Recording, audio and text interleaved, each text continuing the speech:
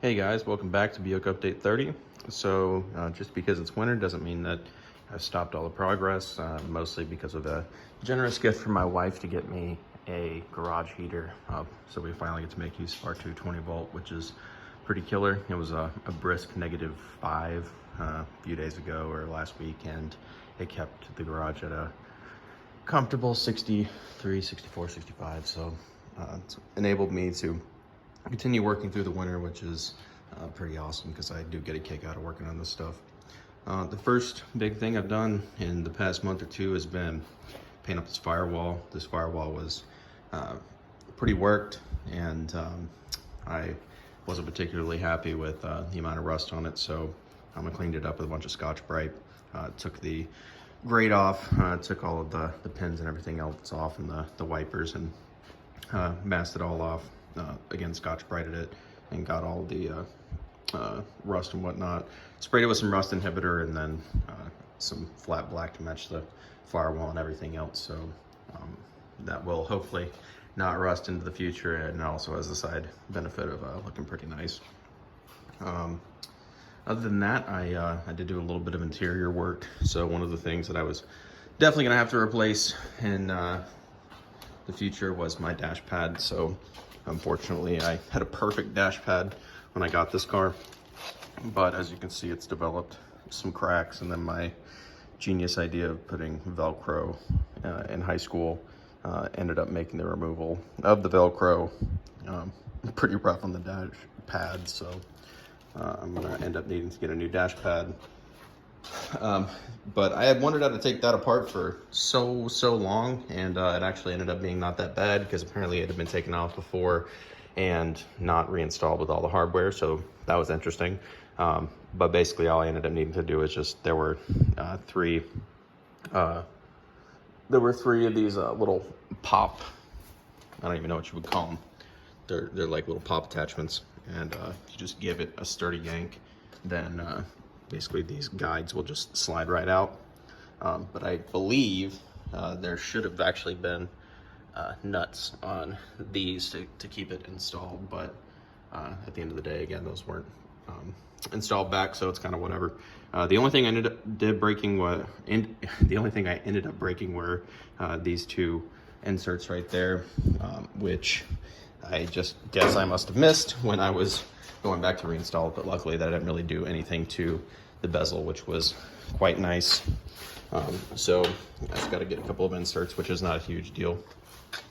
One other thing I did end up doing was I cleaned up around the front, because that was kind of covered in a light overspray, as well as just a bunch of dust and whatever else, but it certainly does look a lot nicer.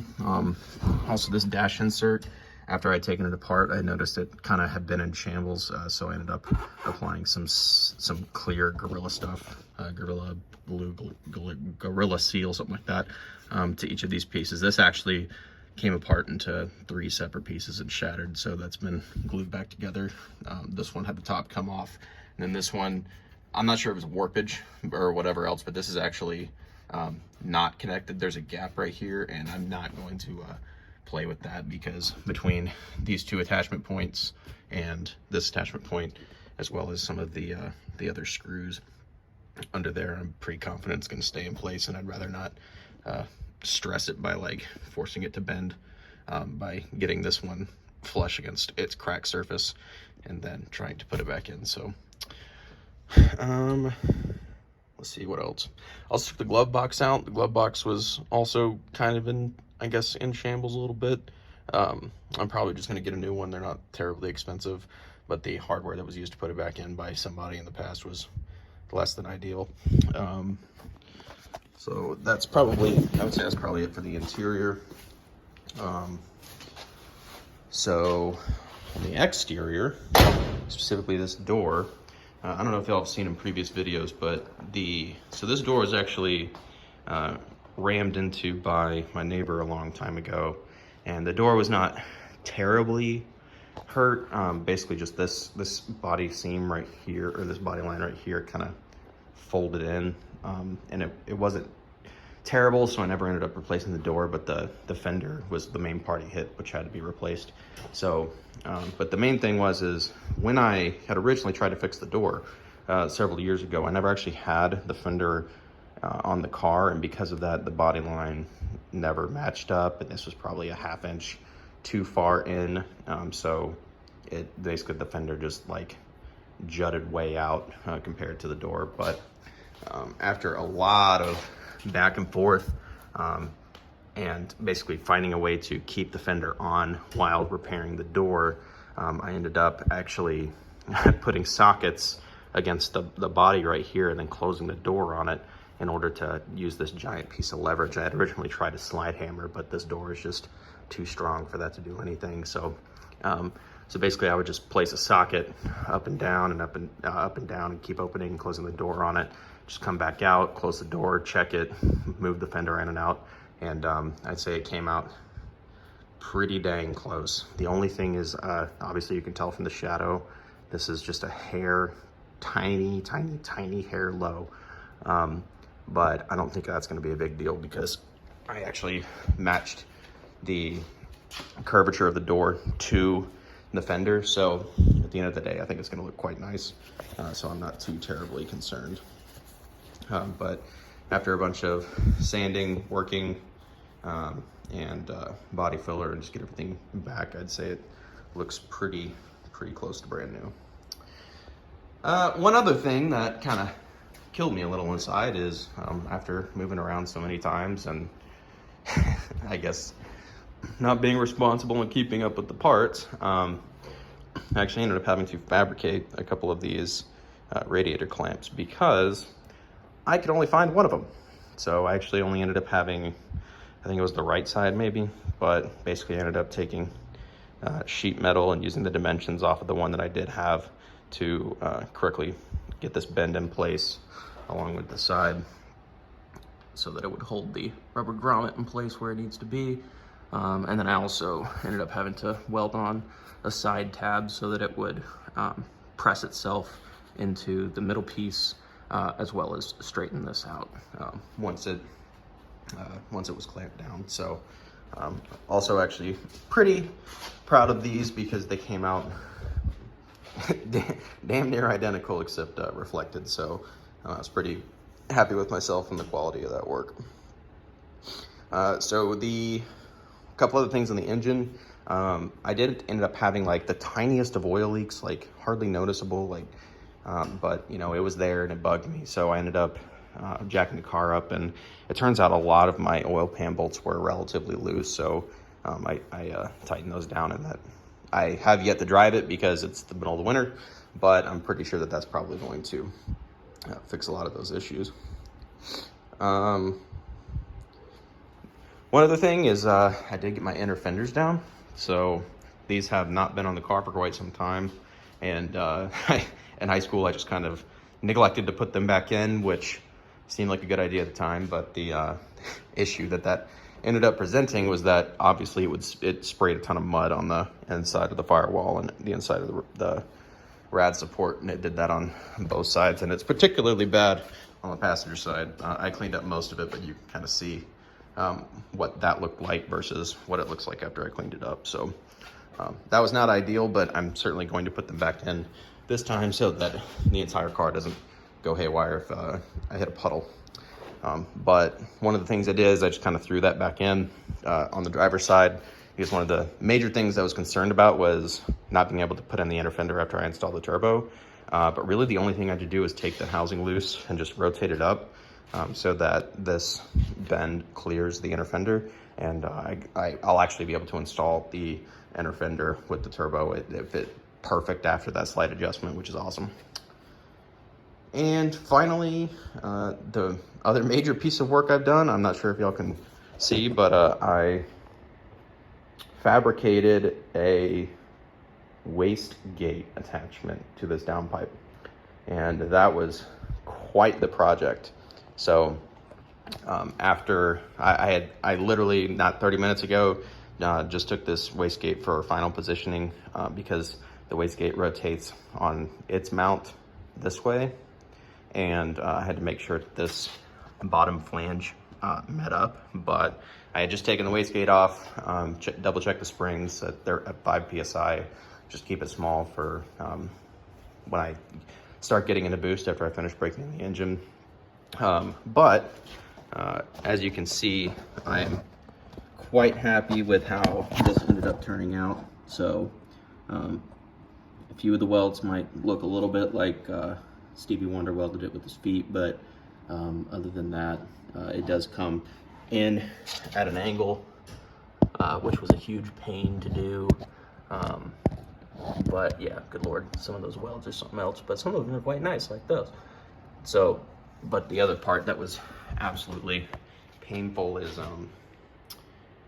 this flange right here and then the flange down there are at slightly different angles. So it took a lot of pie cuts, a lot of shoving the pipe in and out and in and out and in and out, and slight bends and tacking it and other slight bends. So that was quite a project. The other nice thing I've done with this is after installing the wastegate pipe to meet into the original pipe that I had, I also welded another 90 and a couple other pieces along with a V-band flange, so that I have a separate, there we go, so that I have a separate, come on now, focus, so that I have a separate piece that I can use to connect to the rest of the exhaust system. But should I ever need to basically get this stuff out of the way to pull the engine, or make some other modifications, change turbos, change wastegates, all I'd have to do is refabricate this piece and not have to deal with the other,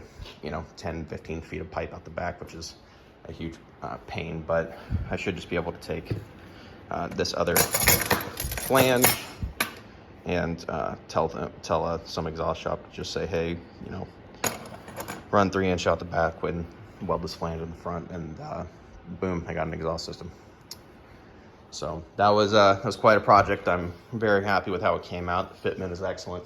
And now that I've finally tightened everything down, all the faces are flush with each other, I've tightened the wastegate into its final position. So now if and when I get to the point where I need to take this off to like weld in an O2 bung for when I eventually do throttle body fuel injection, I can just take it off and not have to worry about all of the other components rotating out of place, which is pretty awesome. Other than that, I think I made myself a list of all the things I need to do. I just got done checking the wastegate spring, so first thing off the list. But I've been in quite the mode, practicing up on my welding, and again, I'm no expert welder, but they're starting to get better. I just did a practice cube, and this was aluminum because eventually I'm going to need to weld in a blow-off valve and some other aluminum nipples for the pressure line that goes to the wastegate. So I just figured I'd take a chance with aluminum and see what that was like, and it's certainly a whole different animal to stainless or mild steel. But other than that, I don't think it's going to be too bad. But one of the other projects I'm going to have to do is to, I've laid out the rough measurements, which I'll need to cut at some point once I'm a little closer, but I will need to fabricate a hood latch, because this is the original hood latch, and you might ask, oh, well, why don't you just put the original hood latch back in? But obviously that would be too easy, because once you install an intercooler, you no longer have room. So I'm going to have to make some hood latch, which has similar dimensions to this, which is why I got it back out, but that doesn't have the lower support. So the idea is to use these two bolt holes as well as the original stronger bolt hole in the back to make basically a platform that comes out that I can use a pull handle or something near where the original paddle comes out, and I'll just be able to take that and use a few pivots to ideally just fabricate a latch that I can move side to side. But I'm still trying to source a fiberglass hood. I've just been kind of lazy, haven't contacted Glass Tech for that yet. So, but I'm building quite the collection of steel hoods. This was one that I had that has bent ears that I'm never quite sure will ever look the same. This one has a bent subframe because it flew off the car. Because again, I was kind of an idiot teenager apparently. And then this is one I actually picked up at the GS Nationals with my dad. And that one is perfect. But I bought that shortly before I found out that they make fiberglass hoods. So, but the fiberglass hoods are not terribly expensive and a bunch of weight savings and easier to take on and off myself. So, you know, why not?